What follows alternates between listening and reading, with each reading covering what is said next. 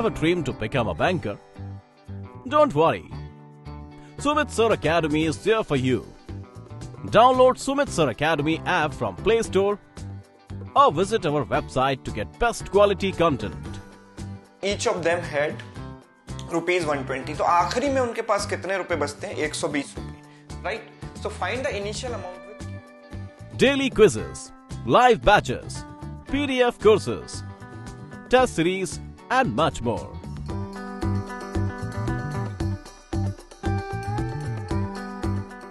Sumit Sir Academy, always with you.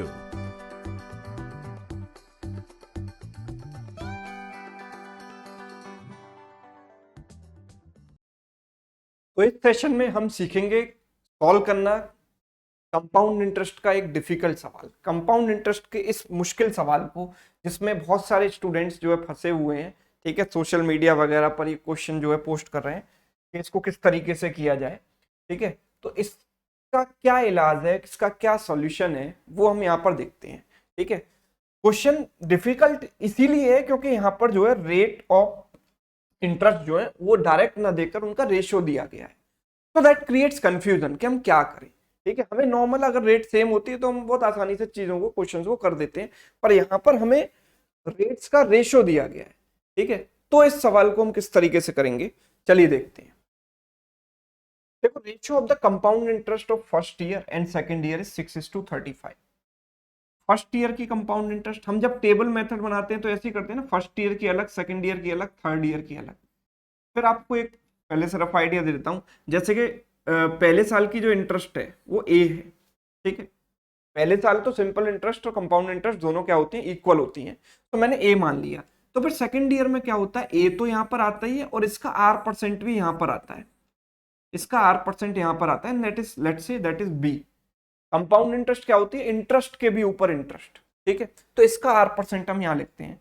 फिर third year में क्या होता है, ये ए और बी तो एज इट इज रहते ही हैं, इसका R% यहाँ आता है। अब क्योंकि मैं पहले ही कह चुका हूँ कि ए का R% बी है, तो यहाँ पर बी आ जाता है और फिर इसका R% यहाँ पर आ जाता है, दैट इज सी। तो इस तरीके से यहाँ पर एक टर्म होता है, यहाँ पर दो टर्म होते हैं और यहाँ पर कितने होते हैं, 4 टर्म होते हैं, राइट। बात समझ में आई, ठीक है। अब कुछ ऐसा ही फॉर्मेट में यहां बना लेता हूं, सपोज कीजिए इस तरीके का मैंने फॉर्मेट यहां बनाया, ठीक है। तो first year, second year and third year, ठीक है।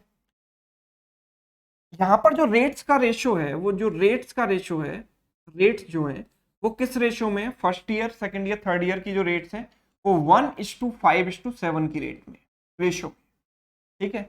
अच्छा, पहले साल की और दूसरे साल की कंपाउंड इंटरेस्ट का रेशियो तो मुझे दिया गया है, तो that makes the things quite easy. हमने क्या किया कि फर्स्ट ईयर का जो इंटरेस्ट है, फर्स्ट ईयर में तो क्योंकि एक ही टर्म होता है तो लेट्स से दैट इज 6। अब सेकंड ईयर में जो नेट आएगा वो 35 आएगा, और मैंने अभी देखा था टेबल के फॉर्मेट में कि दोनों का सम क्या होता है, दोनों का जो सम होता है वो होता है यहाँ पर दो टर्म्स होते हैं ना, दोनों का सम आता है, तो सम इज 35 टोटल इंटरेस्ट, ठीक है। It is total interest. अब क्या करें, यहाँ पर 35 दिया गया है, तो इसको दो पार्ट्स में कैसे डिस्ट्रीब्यूट करूं, है ना, ये मेन सवाल आता है। तो सबसे पहले आप ये सोचो कि जो सिंपल इंटरेस्ट लिखी रहती है फर्स्ट लाइन में, वो तो इसी रेशियो में हो जाएगी ना भाई। देखो, जिस चीज से आप रेट को मल्टीप्लाई करोगे उसी मल्टीप्लीकेशन फैक्टर से आपका इंटरेस्ट भी मल्टीप्लाई हो जाएगा। सपोज मैं आज ये कहूं कि आज मैं 5% की रेट से बैंक से पैसा उठाता हूं और मुझे 100 रुपए देने पड़ते हैं। अगर मैं 20% की रेट से पैसा उठाऊंगा तो रेट मेरी कितनी हो गई, 4 गुना, तो मुझे ब्याज भी 4 गुना देनी पड़ेगी, दैट मीन्स 400 रुपए। तो जिस रेशियो में आपका रेट बढ़ रहा है, सिंपल इंटरेस्ट तो एटलीस्ट उसी रेशियो में बढ़ेगा, राइट। तो मैं ये कह सकता हूं कि जो पहली लाइन में लिखा रहता है वो तो एक सिंपल इंटरेस्ट होता है। तो अगर 1 पार्ट की वैल्यू 6 है तो 5 पार्ट्स की वैल्यू हो गई 30, 6 × 5 30, और 7 पार्ट की वैल्यू 7 × 6 कितनी हो गई, 42, ठीक है। अब हमको ये भी पता है, क्या पता है कि अगर यहाँ 30 है और टोटल इन दोनों का कितना आ रहा है, 35, राइट। इन दोनों का टोटल 35 है, दैट मीन्स मुझे यहाँ पर 5 ऐड करना पड़ेगा। इसका मतलब मेरे को यहाँ पर 5 ऐड करना पड़ेगा।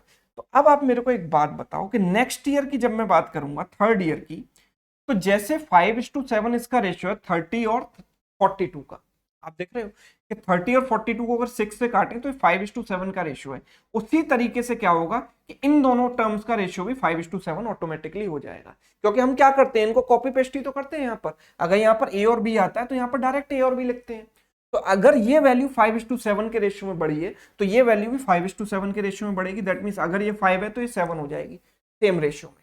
ठीक है, अब इसके आगे की बात आप देखिए, ये बहुत इंपॉर्टेंट है, आप समझिए कि यहां पर ये वैल्यू इसकी R% होती है, इसकी R% होती है।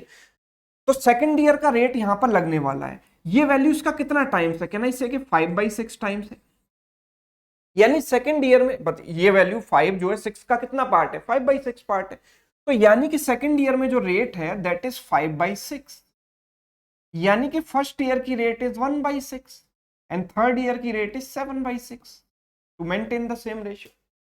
अब जो काम यहां पर हुआ है ना, बस वही काम आप यहां पर रिपीट कर दो और कुछ भी नहीं करना। जैसे कि जो सेकंड ईयर की रेट थी वो हमने इस पर लगाई और यहां पर इसका 5/6 हुआ 5। ठीक है, उसी तरीके से काम आपको यहां करना है कि यहां पर थर्ड ईयर की रेट है 7/6, वो एक तो इसमें लगेगी 7/6 और एक इसमें लगेगी इसका 7/6। तो भाई मेंटली कैलकुलेट कर लो, इसका 7/6 6 से 5 बार गया, 5 × 7 35, 35। तो this value is what 35। And what about this value, इसका 7/6 इज 7 × 5 35, 35/6। खत्म कहानी। अब मुझसे पूछा है कि थर्ड ईयर और सेकंड ईयर की कंपाउंड इंटरेस्ट का रेशियो क्या होगा, तो बस आप देखिए कि इनको हम ऐड करेंगे। 42 + 7 कितना हो गया 49, 49 + 35 इज आई थिंक 84, 84 + 35/6।